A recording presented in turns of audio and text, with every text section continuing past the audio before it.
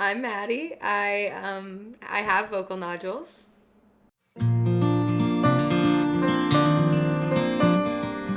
Nodes, or vocal nodules, are calluses on your vocal cords that happen from like overuse and or misuse. I'm a performer and my ability to like do funny voices like completely disappeared. Well, he's dead in that he did not want to be around me any longer. Before I got nodes, let's see, performing wasn't as hard. Like, I was able to do stand-up all the time. I was, like, in a lot of plays. I would, like, go from play rehearsal to a party with my friends and just talk the whole time and, like, not even worry. You know, I was, like, in musicals in high school and in choir, you know, while also being super social and talkative. So it was just, like, a different life than, like, the super balanced, restricted life I lead right now with my voice.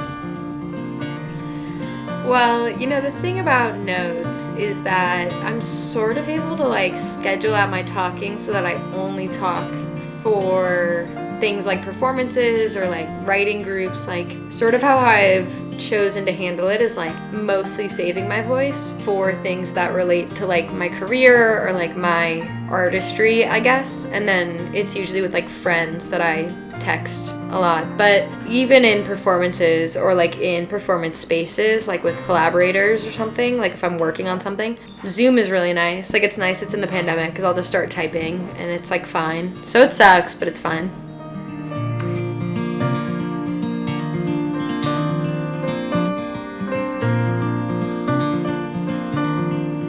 I'm Elijah. I'm Maddie's boyfriend.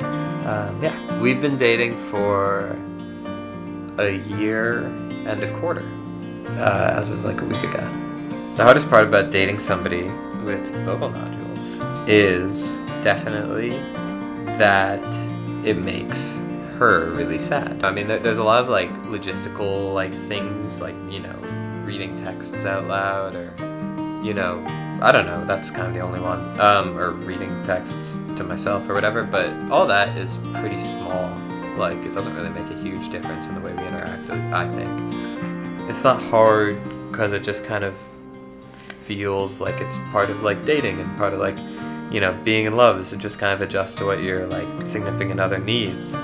Really, it just makes me more in love. My boyfriend Elijah is very patient, so he's probably one of the only people I don't feel awkward around when I'm vocal resting, which is really nice. Like, most people I feel like a little awkward around because I just feel bad. If I like were to completely ignore it and like push past the pain, which I've tried to do before, my vocal cords could hemorrhage. Well, I can talk. It's not like I can't talk. Like, people always ask like, can you not talk or are you just not supposed to? And it's kind of both, because like my voice is painful and it really hurts and gets tired, but also it's like if I talk too much, it just makes it worse. I mean, at the end of the day, all my friends are the same, so it's fine. I mean, the worst is it's just like, I'm already somebody who gets so much FOMO, so like, not being able to like talk consistently just gives me so much FOMO, and like makes me feel isolated sometimes. But at this point, people know to like, you know, be accommodating with like texting or like checking their phone, or like if I am talking, not like interrupting or not like playing loud music. Like, people adapt and then it's pretty fine. But I mean, obviously it's not ideal.